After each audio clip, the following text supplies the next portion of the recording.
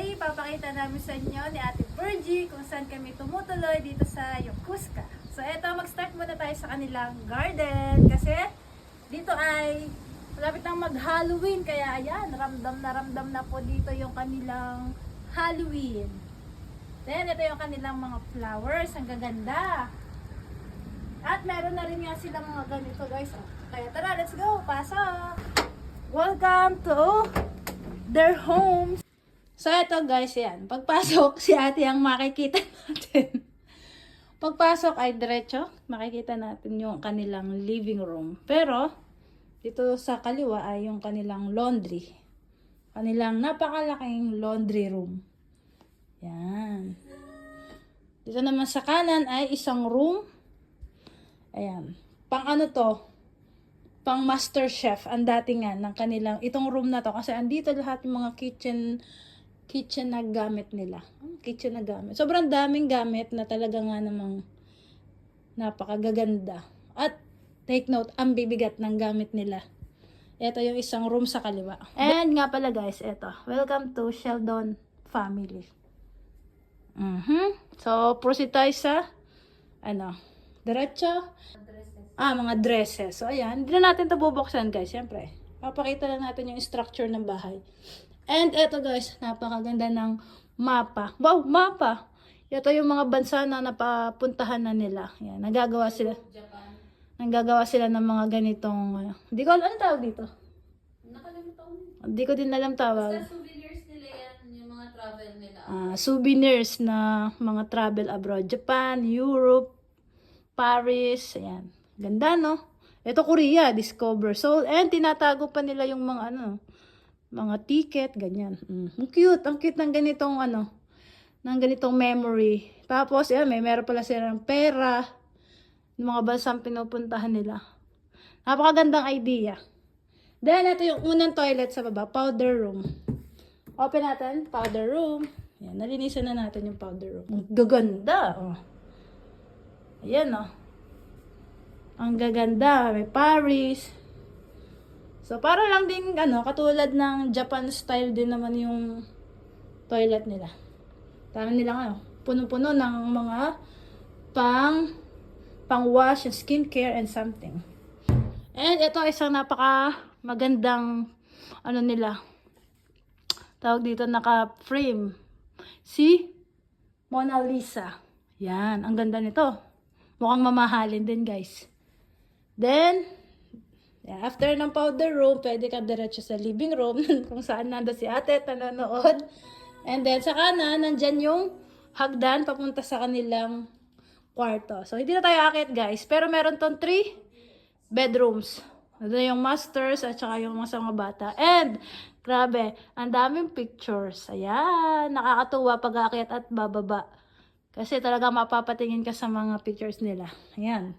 Pumunta na tayo ngayon sa kanilang living room. Sa kanan, dito yung dining. Grabe, ang ganda guys ng dining nila, oh. Ang laki ng salamin! Gusto ko yung salamin nila. Basta pagka tumayo ka, makikita mo na sarili mo. Ayan yung tables. Meron sila dito, ito din. Last Supper na nakasabit. Ang ganda din ito guys.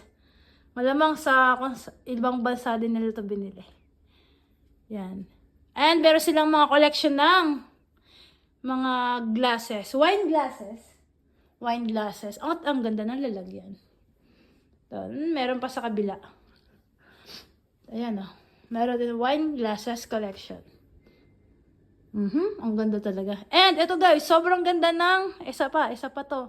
Ang ganda. Hindi ko alam ang tawag dito. Parang inukit eh. Nakaangat kasi siya. Ang laki nga niya. Hindi, ito. Makikita nyo, ang gandang pagmasdan. Ayan, atras tayo. And, dito guys, ito sa pinakamagandang place, kanilang lugar. Ito talaga, hangang-hanga ako dito sa malaking na to. Ang ganda ng pagkaka-paint. I-focus natin guys. Ang ganda niyan sa personal. Ma-appreciate nyo talaga kung mahilig kayo maningin-ningin ng painting. And, meron silang mga babasahin, mga books.